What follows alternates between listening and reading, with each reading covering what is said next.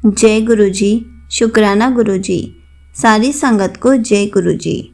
ओम नमः शिवाय, शिव जी सदा सहाय।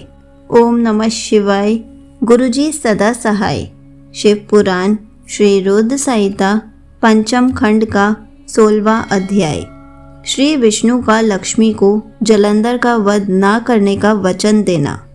सनत कुमार जी बोले, हे व्यास जी, इस प्रकार जब देवगुरु बृहस्पति ने देवताओं को युद्ध रोक देने के विषय में कहा तो सभी ने गुरु की आज्ञा का पालन किया और युद्ध रुक गया, परंतु जलंधर का क्रोध शांत नहीं हुआ।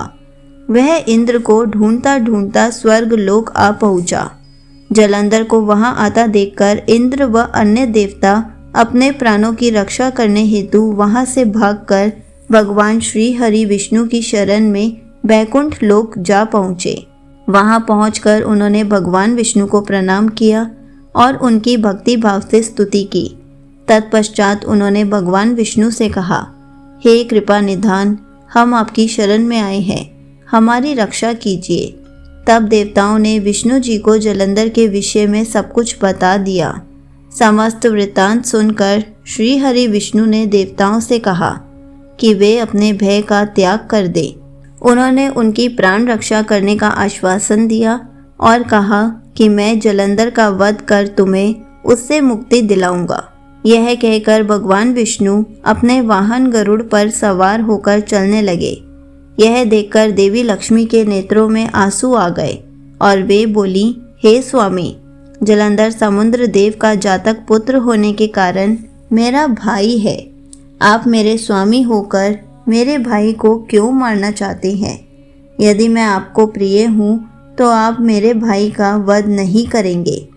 अपनी प्राण वल्लभा लक्ष्मी जी के वचन सुनकर विष्णु जी बोले, हे देवी, यदि तुम ऐसा चाहती हो तो ऐसा ही होगा, परंतु तुम तो जानती ही हो कि पापी का नाश अवश्य होता है।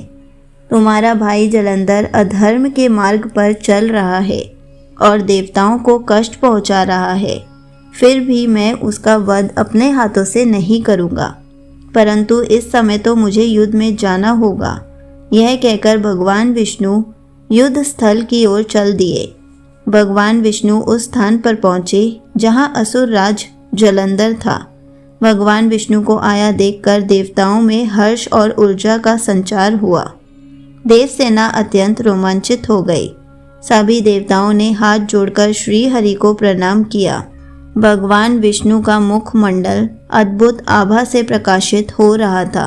उनके दिव्य तेज के सामने दैत्य और दानवों का खड़े रह पाना मुश्किल हो रहा था। श्री हरि विष्णु के वाहन गरुड़ के पंखों से निकलने वाली प्रबल वायु ने वहां पर आंधी सी ला दी थी। इस आंधी में दैत्य इस प्रकार घूमने लगे जिस प्रकार आसमान में बादल घूमते हैं। अपनी सेना को ऐसी विकट परिस्थिति में देखकर जलंधर अत्यंत क्रोधित हो उठा। संगत जी, यहीं पर शिव पुराण श्री रुद्र संहिता पंचम खंड का 16वां अध्याय समाप्त होता है। जय गुरु जी, शुक्राना गुरु जी।